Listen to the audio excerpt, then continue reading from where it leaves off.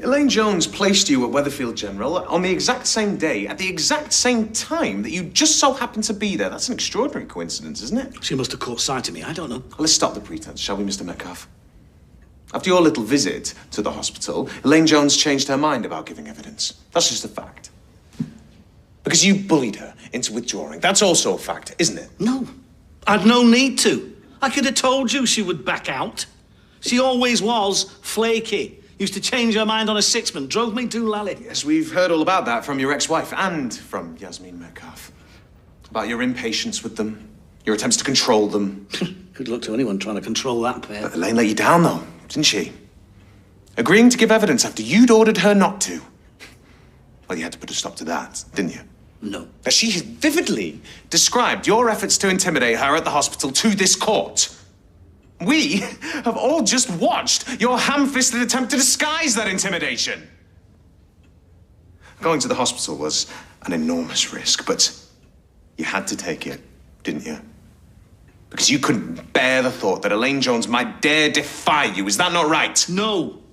And you can stand there saying it till you're blue in the face, but won't make it so. You enjoy frightening women, don't you, Mr. Metcalf?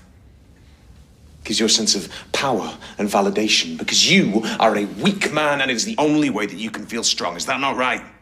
You can't say that to me. I am the victim here. Yet everything we have heard in this courtroom over the last 2 days says otherwise. It says that for months now, the real victim here is that woman sat in the dock. Does it not? Oh, give over, will you? Oh, she'd love you to believe that, but she's playing you like a two-bob banjo, just like she did me. Let me put you straight. I did my best for her and the other one. Tried to turn them into something to be proud of, but they would not have it. No, they always knew better. Strong women tend to have opinions, Mr. Metcalf. But you couldn't endure that, could you? So you had to break them down. But you knew it would take time. Because you've learned the lesson of the boiling frog well. Boiling frog? What are you talking about, man? You place frog in scalding hot water and it'll just hop out. You place a frog in tepid water and you turn up the heat. Little by little, you'll boil that frog alive. And that's exactly what you did to Elaine Jones and Yasmin Metcalf, isn't it? Only in your head. You took two confident women. You won their love, and then day by day, you chipped away at their self-esteem and bullied them mercilessly until they lived in terror of you. Is that not right? No, it is not. You enjoyed seeing Elaine frightened at the hospital, didn't you?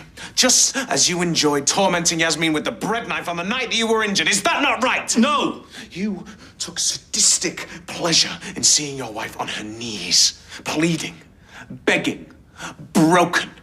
The independence of mind and spirit that you so despised, fully drained out of her by your actions. You finally thought you'd beaten her, didn't you? She was beaten before we started. She beat her flaming self. She really thought she was something. But let me tell you something, sunshine. She was nothing from the off. Useless. In the kitchen, in the bedroom. That's why her first husband was knocking off her best mate for years. Couldn't wait to get away because he was so miserable at home with his so-called wife. Not that she blamed herself. No, she never did. But I made her take a good hard look in the mirror, and it's not my fault that she didn't like that pathetic excuse for a woman that she saw. No more questions, Your Honor.